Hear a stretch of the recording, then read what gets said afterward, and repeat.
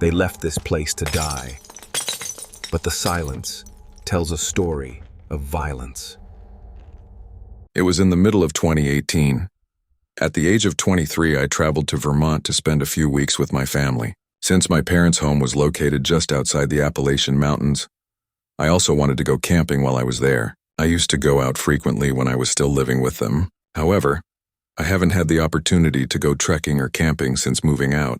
I'd been thinking about one particular location for some time. Prior to moving, I discovered a trail on a forum for those investigating abandoned buildings, and ever then I've wanted to go there. An ancient cabin in the center of the forest is said to be reached along this trail. I drove out there on a Monday morning. The trail was not indicated when I parked on the side of the road. Anything. Clearly, this was merely a rough trail created by strangers like me who wanted to investigate the deserted cabin. However, it appeared as though no one had gone down there in a long time because it was so overgrown. It took somewhat less than 2 hours to hike there. Additionally, while being mainly level, the trek was challenging due to all the shrubs and weeds encroaching on the path. Nevertheless, I succeeded. I decided to set up tent inside the lodge because, well, why not? However, I had a tent and everything ready in case it was totally damaged or whatever. It was evident from the outside, so I'm glad I did. The camping there was undoubtedly unsafe. The wood that built up the roof were covered in mold and thick fines, and the majority of the roof had collapsed into itself. However, the door was wide open, so I glanced inside and took a look around. It had a terrible odor, and with all the rotten and damaged components were all over the place, making it difficult for me to glance around. I was attempting to enter a door that appeared to be intact at the far end of the main hallway, but it was a little too dubious, so I ultimately decided to back out. I had nothing after that, anything else in mind. However, the sun was already beginning to drop, so I started searching for a suitable spot to camp. I essentially just walked 200 feet from the lodge and cleared a tiny area for my tent, because there weren't many other possibilities. As the sun sank, the blackness gradually covered the far lodge until I could no longer see it, and in the warm crackling of the little bonfire I kindled, all the sounds of the forest gradually became crickets. I was in an area where trees towered over me, obstructing much of my view, but I really wanted to stargaze. It was partly cloudy too, so until I heard something, I just sat there tossing sticks into the fire and thinking about whatever was on my mind. It was quite loud, I'm not sure how to put it. Perhaps like bending or bowing wood, and even though I was no longer able to see the lodge, the sound was coming from exactly where I was aware that the lodge was in the dark. Even though it was brief, it gave me the goosebumps. Perhaps it was just the wind causing the old wood to crack and flex. Perhaps there was another reason. I spent some time sitting and listening. I didn't hear anything else for perhaps 30 minutes.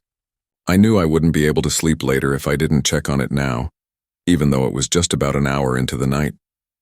I decided that since it was still early in the evening, I might as well go take a look around. I refueled before I left. I added a few more sticks to the campfire so I wouldn't have to rebuild it. After that, I picked up my little LED lamp and headed for the lodge. The building was barely visible in the lights after just 1 minute of walking. As anticipated, it was eerie. I approached it warily, holding the light up as I went past a few broken windows. It was quite dark inside. I felt like I could hardly see anything, even with the light. I was somewhat taken aback when I reached the door. It was shut down. I left it open when I was here less than 2 hours ago. Then I saw another thing. The front face of the door had marks all over it, possibly from a knife or nails. The last time I failed to notice them, so I couldn't tell if they were already there or if the sound I heard was a recent occurrence. For a few moments I contemplated whether I should try opening it or just walk away. But it was all in vain because I was unable to open it when I had made up my mind to do so. It seemed as though something was keeping it closed on the opposite side. I became quite uneasy and left. I hurried back into the woods in the direction of my tent, backing away from the lodge. But I could see right away that something wasn't right. In addition to my lantern, the woodland was dark. In the hopes that I was still heading in the correct way, I began to rush. Fortunately, I was. I returned to my tent after a minute.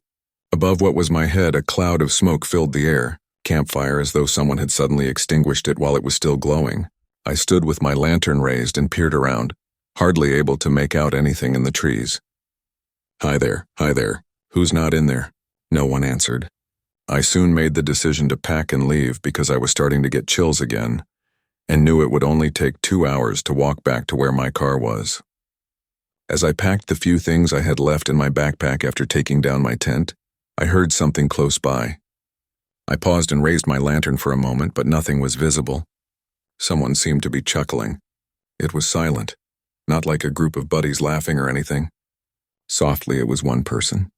They were watching me from behind the trees in the dark, laughing to themselves as if they were crazy. With my shoddy lantern, I booked it to the trail and rushed up, leaving fragments behind. I tried my best, but it was really difficult to follow the course. I worried that I was being followed several times and stopped believing I heard that quiet laugh. However, whomever was pursuing me was blending in with the darkness so well that I never saw them at all. I returned to the road, got into my car, and drove off. 7 years later, I consider that incident to be the most terrifying and unsettling thing that has ever happened to me. I doubt that anyone can fully comprehend the sense of powerlessness I experienced when being stalked by a crazy person at night in a remote forest. Perhaps they took up residence in the deserted lodge. I'm not entirely sure. However, based on all I observed and experienced there, I don't believe anyone ought to return to learn more. This was in the summer of last year. My dog Rocky and I were trekking along a trail to a little camping area. He is a medium-sized, intelligent Australian shepherd who travels with me everywhere. I always enjoy wandering through the woods and running about. I have visited this location 3 or 4 times before. I adored it because Rocky could run around unrestricted and have fun because it was remote and never had anyone else. It was just an hour or 2 before nightfall when we arrived at the campsite, which was 8 hours down the trail. There was nothing particularly noteworthy or beautiful about the campsite itself. There were only trees surrounding the tiny aperture. It was peaceful, pleasant, and safe for me to let Rocky wander around while yet being able to watch him. Rocky normally performs his short patrol about the campsite at this time, so I dropped my pack and got to work setting everything up. I observed. While I continued to set up our tent and unpack the remaining items inside, he sniffed around and ventured a short distance into the woods.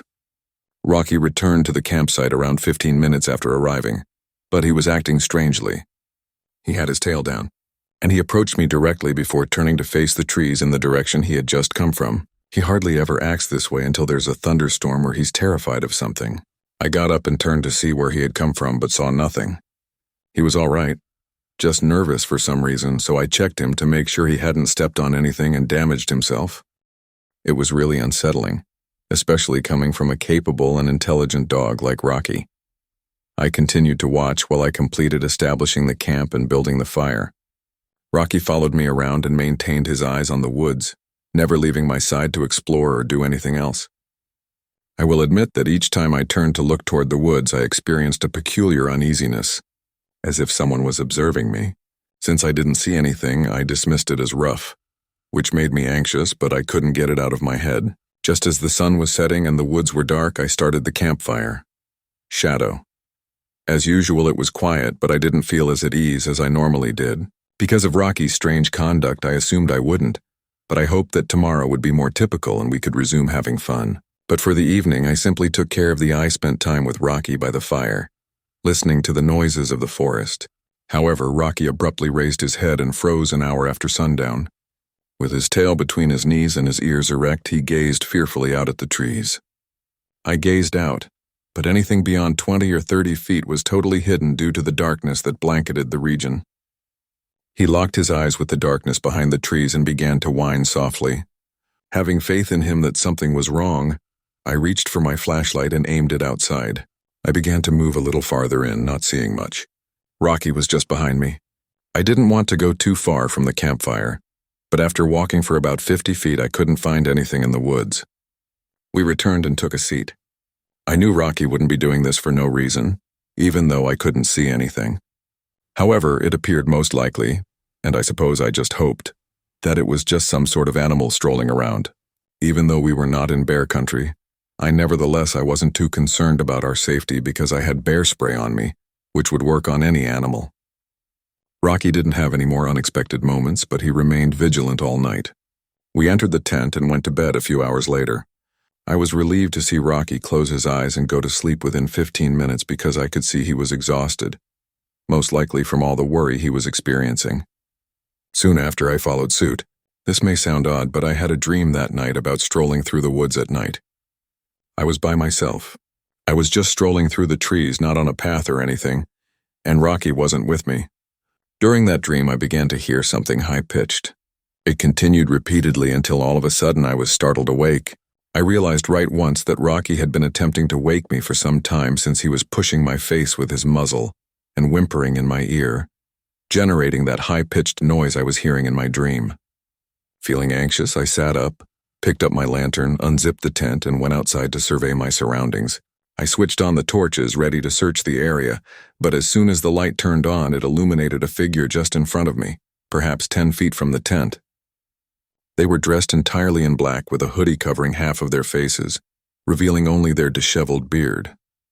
However, I soon saw a reflection emanating from his hand, the little pocket knife blade reflecting the light back at me. Within, I just stopped in that moment, like if my entire body had experienced a violent shock.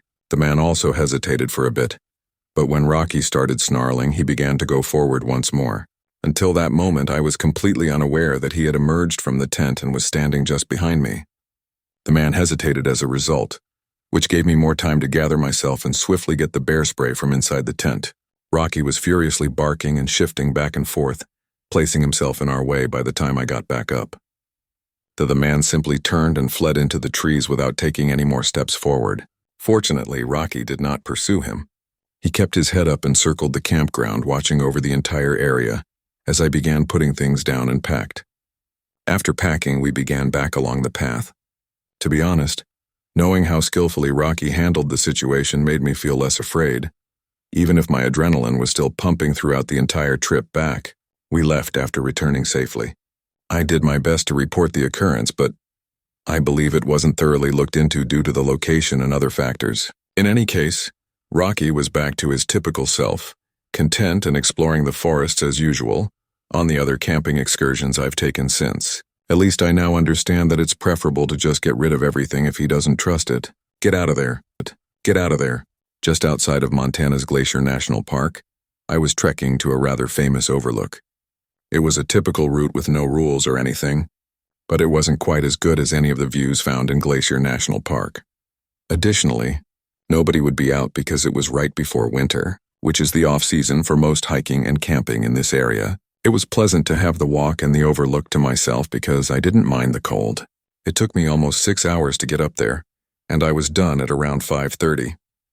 On top of the mountain, there was essentially a sizable grassy area with a few stone circles for camping and building campfires. A stone cliff that offered a view of the entire area was located a little further up, Mountain and Forest Valley. On a clear day, you might be able to view Glacier National Park from there. In any case, no one else was at the overlook or the campsite, as was to be expected. I arranged everything by the eye, quickly prepared dinner at the stone circle nearest to the overlook, before sitting on the cliff's edge to observe the sunset. I will admit that there was a small drop behind the overlook, which at first seemed intimidating, but as the sun began to fall over the mountains, I forgot all about it. I watched it for 30 minutes straight, until it reached the horizon and it became dark outside. I felt fantastic, so I stood up and started walking back to my campground. However, I nearly leaped back when I noticed a man standing just behind me in the bushes close to the forest's border. He was staring directly at me. However, what was really unsettling was that he simply turned around and walked away as soon as I noticed him. He was in the bushes and it was rather dark outside, so I couldn't see much of him. However, the man was not wearing a backpack. I assumed that he had arrived at the campsite shortly after me and had already set up his belongings. I could really just see my setup from where I was on the overlook. I couldn't see much else about the campsite. However, when I approached, I still saw nothing more, and the man's path into the woodland did not lead to the campground. Despite finding it somewhat strange, I continued with my evening. After lighting a campfire and inserting some dry sticks inside the stone circle, I set up my miniature camping set by the fire in a chair. That evening I had nothing to do. To be honest, I didn't have any plans for this vacation. All I wanted to do was come out here and enjoy the wilderness and unwind all day and night. Thus, that's what I attempted to do. A few hours passed. I heard footsteps somewhere in front of me, and I believe it was getting close to 11 p.m. Naturally, I couldn't see anything, but I could hear what sounded uncannily like human footsteps coming from nearby forests. I called out to see if anyone was out there shortly after hearing them. For a brief while, the footsteps ceased, as if they paused before starting to move once more. However, they didn't react to whatever was out there. I had to assume it was just an animal, perhaps a deer or something, even though it sounded just like human footsteps without my being able to see them or hearing their response. Because if it were a human, they would undoubtedly react, but it also didn't make logical for someone to be out and about at the moment. But eventually the steps stopped. I sat by the campfire for another hour. I didn't think the footsteps made me feel particularly anxious or afraid, but they must have because I was still very awake and couldn't sleep, even though it was now past midnight. After a while, I became bored and realized I wouldn't be going to bed anytime soon, so I went outside to the overlook to check if the stars were visible. I walked over to the cliff after leaving the fire blazing. The sky wasn't very clear, but the moon was shining brightly enough to illuminate the woodland and mountains. As it moved across the valley, the breeze was peaceful and soothing. I was standing there for perhaps a minute when all of a sudden a bush rustled violently, and many sticks cracked behind me. I turned back and saw the same man as before, but he didn't turn away. Time. He made his way through the undergrowth and began briskly approaching the overlook. I started to ask him what he was doing out here, but all he did was talk over me while maintaining this unsettling phony smile. He continued getting closer, saying strange things and avoiding responding to any of my inquiries or even noticing my words. It was horrifying how he was approaching me. I attempted to step aside, but he quickly moved back in front of me. Suddenly, in the heat of the moment, I understood what was going to happen. He was in an attempt to push me over the edge. He extended his hands and lunged at me. Thankfully, I was ready for it, had a solid footing, and was little larger than the man, so I pushed him back and retreated from the edge. As he staggered, I attempted to sprint back to the campsite, but he quickly caught up. He made no attempt to conceal his intentions this time. He had a terrifyingly angry and furious expression on his face. He wouldn't have hesitated to use a weapon, so I can't even begin to comprehend how fortunate I was that he didn't make use of it. For almost 30 seconds we struggled, but I kept winning. The man was really thin, as if he hadn't eaten in a long time, yet he was determined to defeat me. However, after a few tries, he was eventually sufficiently battered to flee. I didn't even attempt to keep them pinned or pursue them. It simply wasn't worth the risk out here. After gathering everything, I turned on my headlamp and departed from the tent. I arrived around 2 hours ago. Before the batteries in my headlamp ran out, I continued down the trail. I therefore made a makeshift camp in the forest, waited for dawn, and then completed the trek back. Everyone had a different opinion about what the individual was actually doing out there, despite the fact that I reported the incident and spoke with many people about it. I'm aware that I might have died because had I been any less cautious that night,